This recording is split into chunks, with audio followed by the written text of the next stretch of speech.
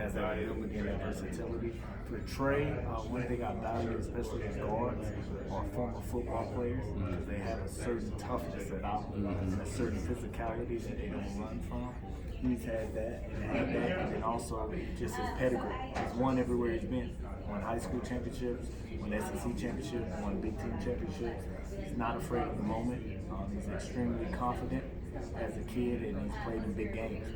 So that was really important to me to make sure that I had. What has the energy kind of been like, I guess, around campus, and maybe some things that you may or may not see that you can kind of take away from some of the success that the football team has even been having? Or, do you ever just kind of take some time out to yourself for a second and be like, man, this is really cool. I'm not sure that I really expect, I don't know all of exactly what Miami was expected to be and do this year, obviously coming off a good year last year, but to see what they're doing this year, is there some principles that you kind of take from that side to try and instill within your own team? Yeah, it was one of the things that I felt going through the interviewing process. It was like at the boiling point. Down at the school in every sport. We got brand new coaches almost in every sport. Mario's probably the longest coach, I think, in volleyball.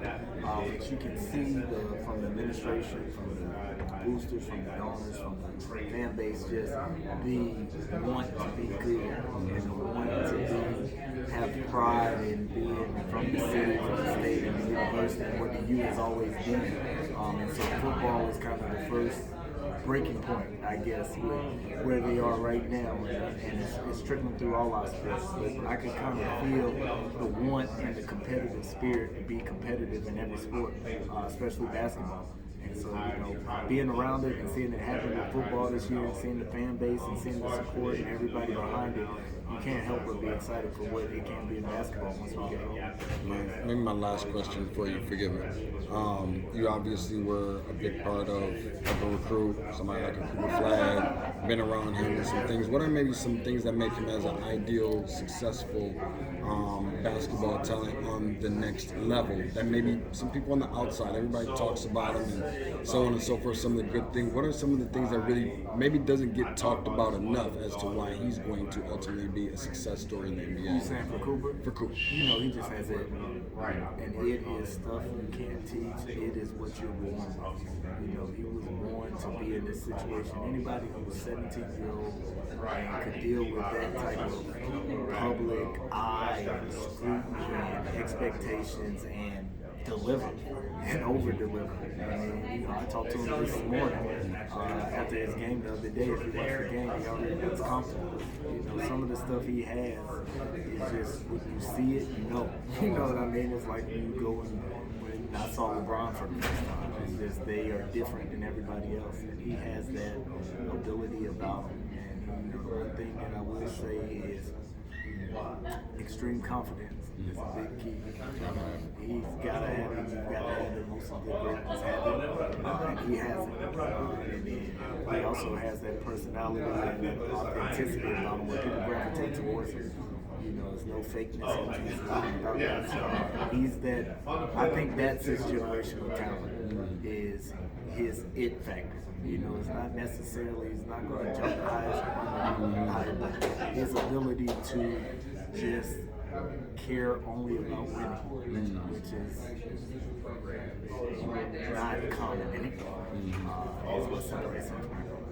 Thank you, Coach. I just got one quick one, Coach. I talked to all the gentlemen. I told them, Halloween's coming up. What's Coach bringing you for Halloween? And I just wanted to get a thought of that. Get an idea of what candy you bringing them. We're going to have practice. So that's exactly what we're going to have. No, but we got a good group of guys.